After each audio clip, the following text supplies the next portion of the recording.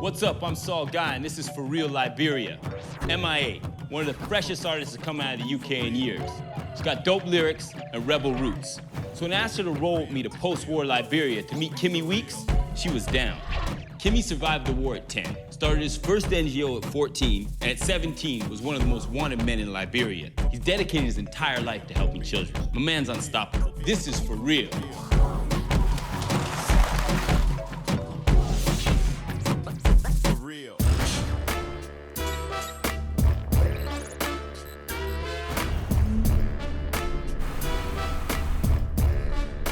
After almost 2 days of travel, we arrive in Monrovia, Liberia's capital city. How you doing, brother?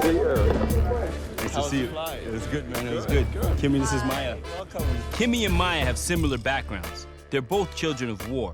M.I.A from Sri Lanka, where conflict has continued for over 2 decades. Kimmy from Liberia, where war raged for 14 years.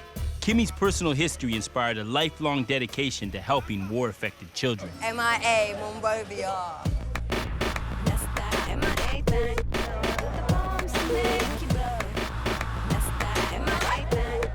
So we're going to the town center now? We're going to the city center.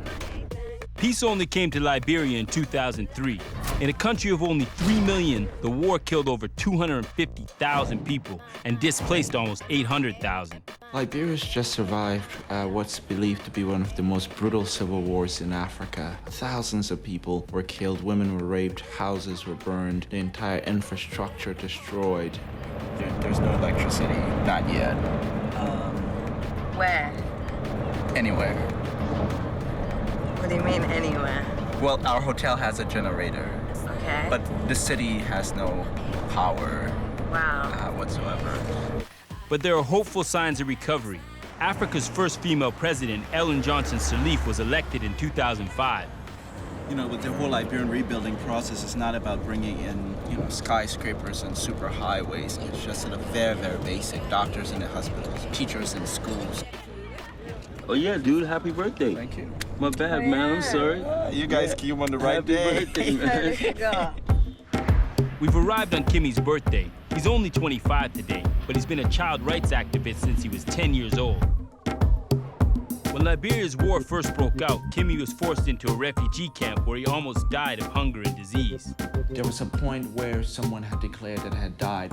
They had wrapped me up and thrown me on a heap of bodies. It was from that point that I had said to myself, there is no reason children should be living in these conditions, and I said I would dedicate my entire life to making sure that no child went without food or water or medicine. I didn't know how. I was 10 at this point. His most recent project, Youth Action International, focuses on the needs of children affected by war. We're here to check out his work.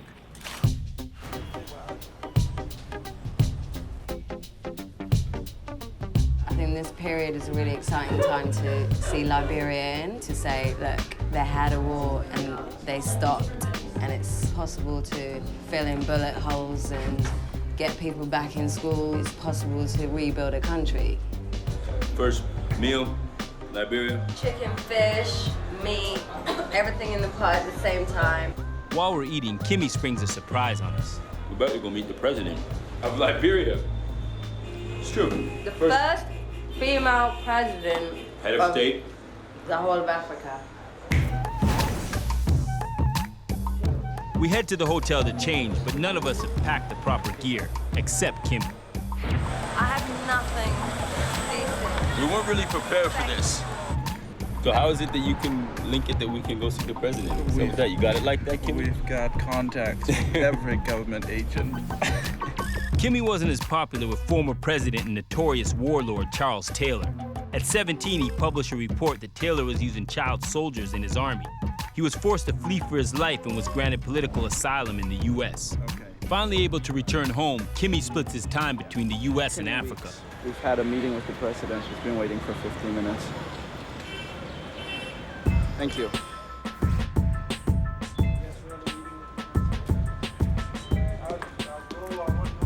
Dress code. The president office dress code. Okay, there's a dress code to go to the president's office. I've got sneakers and shorts on. It's a dress code violation. Look at that. Chucks.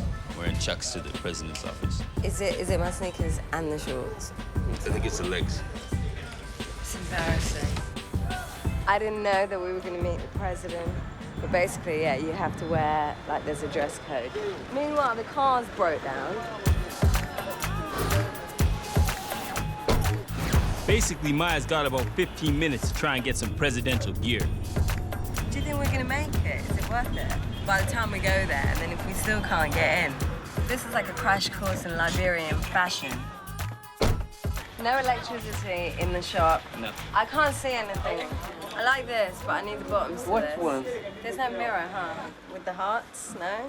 All right, is there somewhere where I can put it on? Where do I get changed?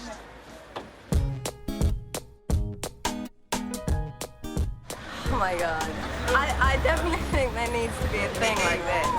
Wait, I need a belt. I want a belt. I was inappropriately dressed for a female, so I got kicked out of the president's palace, which was really important for me because I needed to be told. So I had to turn up basically looking like my mum going to church. Oh my God. I swear I needed a belt.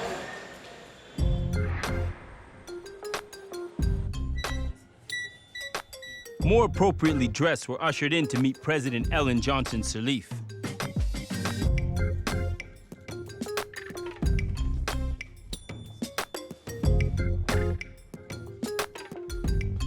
Well, welcome back. Thank you. Good to see you again. It's not often that one finds a young person like you who dedicates himself to helping young children. It's exceptional. You've helped me carry out my campaign promise to make the children smile again. Thank you. It's an honor. Thank you very much. Our visit is short, but it's clear that Kimmy is a rising star. After the visit, we celebrate Kimmy's birthday. Tomorrow, we tour some of his projects, meet some of the children he's helping, and come face to face with the very basic needs he's trying to meet. Crazy that you'd steal a roof of a school.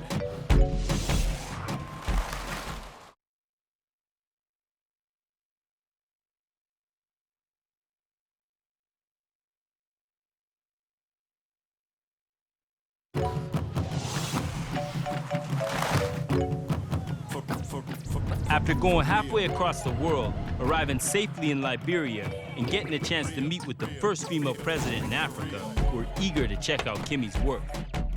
There were 20,000 child soldiers fighting in Liberia.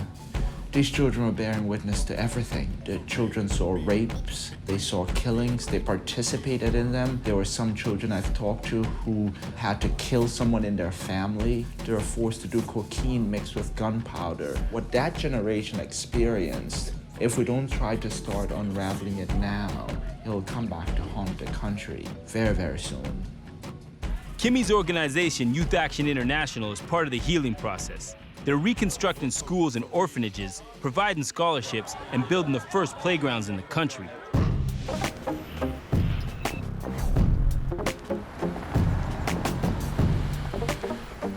Yo, it's morning in Monrovia. Streets is already bustling. We're about to head out with Kimmy and his crew to check out a school that they work with. All right, school time. As we head through the city on our way to check out the school, signs of recovery are everywhere, literally.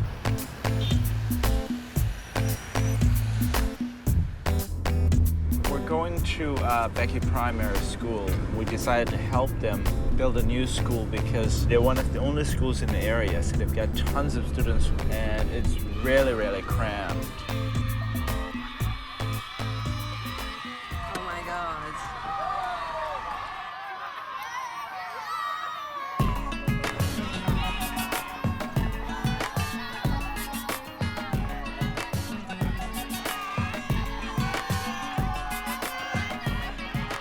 We meet the principal and he invites us to take a look around. I'm fine, thank you. And you? Because of the population. How did they manage? I mean, I'm like standing here for like a few seconds in the sun. Just 2 weeks ago, we had a workshop and we suspended classes for that time. By the time we could come back, our roof was going on. Yeah, that's crazy that you'd steal a roof of a school. The tarp, yeah. That's quite crazy. Fine, thank you. How are you? Good. You can all sit down. The school's got 600 kids crammed into 6 rooms. No roof, no windows, limited supplies, but it's got heart.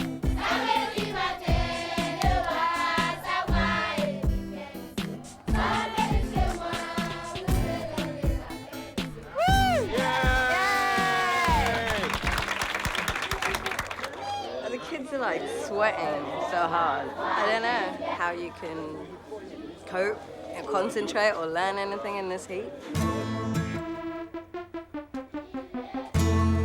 I studied art and I was an artist for a long time before I was a singer, and it's like my favorite class, so we're gonna stay. I kind of want to sit in the back of the class. They can't see nothing now. Look at me, I'm like a giant. Like an alien up in here. What are you guys drawing? Can you tell me? A chair. Okay.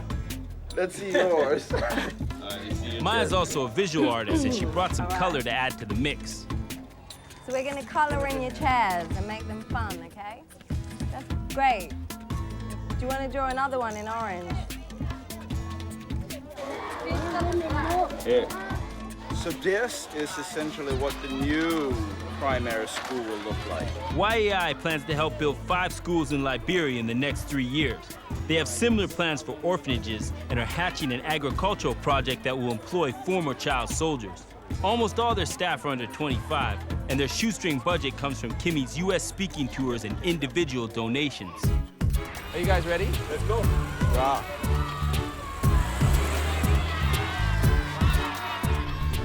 I think school's out for the day.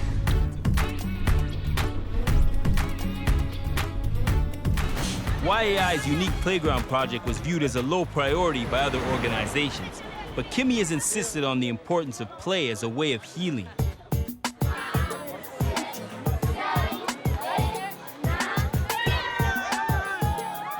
This playground, the first in post-war Liberia, opened in the summer of '06.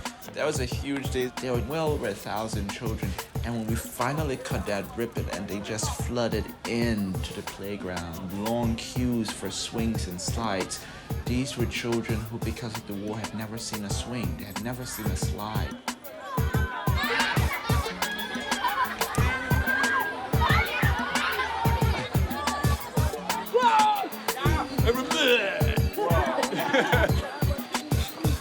That was really fast. I'm getting on. Everybody get a turn. Who wants to go?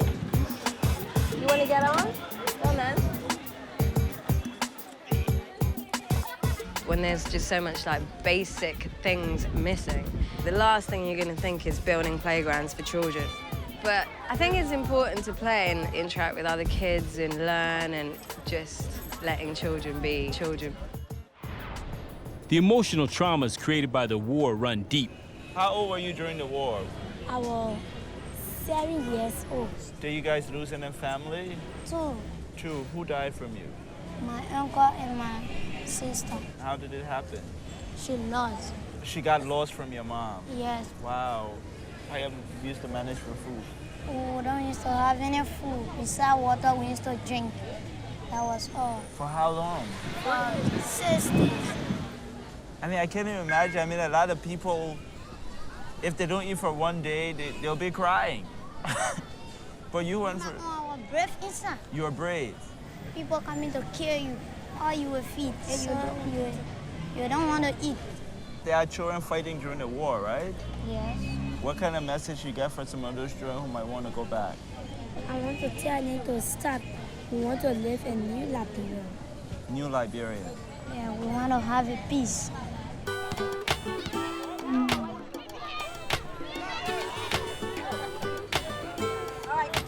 The playground got so worked over by the kids that in less than 2 weeks, the merry-go-round sunk. Routine maintenance is a must. We're here to pitch in. Where's the brushes? Red, silver, gray. We don't like gray. We can make pink out of red and white. There you go. Who wants to help me? All right, so you're gonna start on this bar. All right, you do this whole bar. Joseph is getting the yellow paint for me. I think we might get this done fast. All right. I think it's important to support someone like Kimmy who understands. It's important to rebuild Liberia to kind of say, yeah, we're getting on with it. We want playgrounds, we want youth clubs, we want cinemas, we want all the things that everyone else has got. It's definitely fixable, it's solvable. Whereas where I come from, it isn't yet. While we're hooking up the playground, our cultural group keeps the vibe going.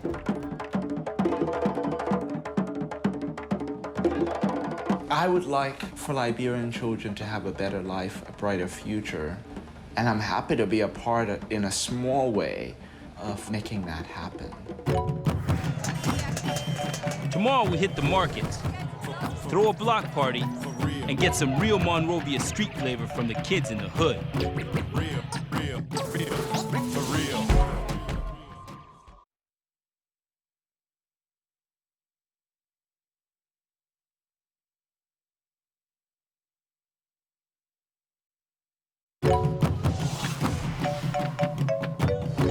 Our last day in Monrovia, we decided to throw a block party and let the kids of Liberia represent. I wanted to be able to go somewhere and let kids know that if you find a way to express yourself, it is like an instant gratification. You get fixed and you feel happy. It's like a dialogue, you know. As an artist, I always want to put real face to what I do, you know, and try and rep people like that because it's important. We head to the market to pick up some party favors. All right, we're at the old women's market. It's about to go down. People all over the place. They're sticking out like sore thumbs. Wow. You want to go up? Let's go up the street. Yeah, let's go up. Let's go up. Maybe I can find disgusting right Crazy out here. there. Wow. All right, let's go now. Woo! How much is this? When we went to the market, the idea was that we were going to go and buy loads of stuff for the party and like make the kids feel really great. But when we got there, we just got mobbed. It was intense. Hi. Hi. Yes. How's it going? Hey. One more. I don't have any change for 20. How much is this? Man, this isn't like the safest or the easiest way to shop.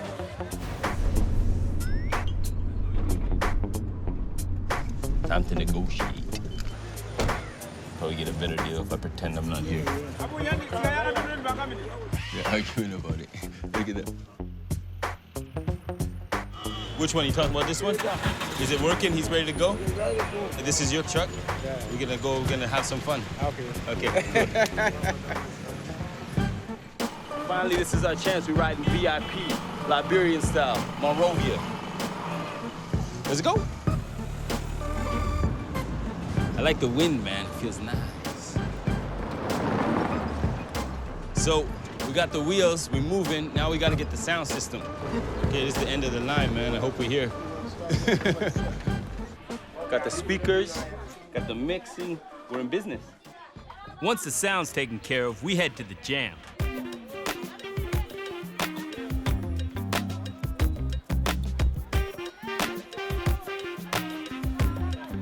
I was looking at Liberia and watching the situation. All my artwork was to do with it. I was writing songs. I don't know why, but naturally, that's where my interest was. The party gets started with the dance-off.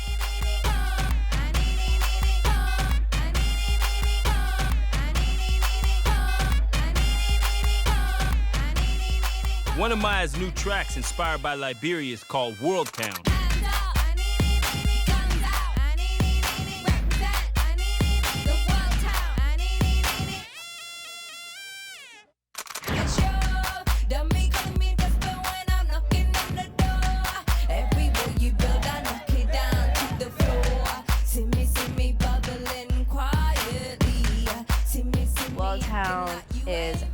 I want to be able to say, look, we do live in a shanty town, but we can still be fly.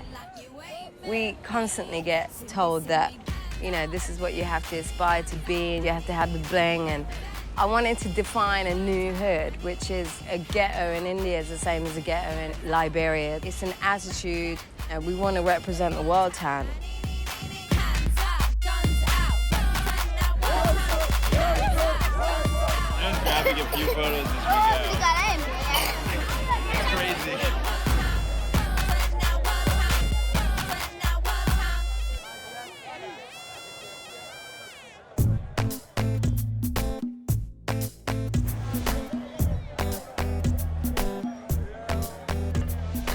We don't want to think that we need a Hummer and 200 grand around our neck to feel like we've made it.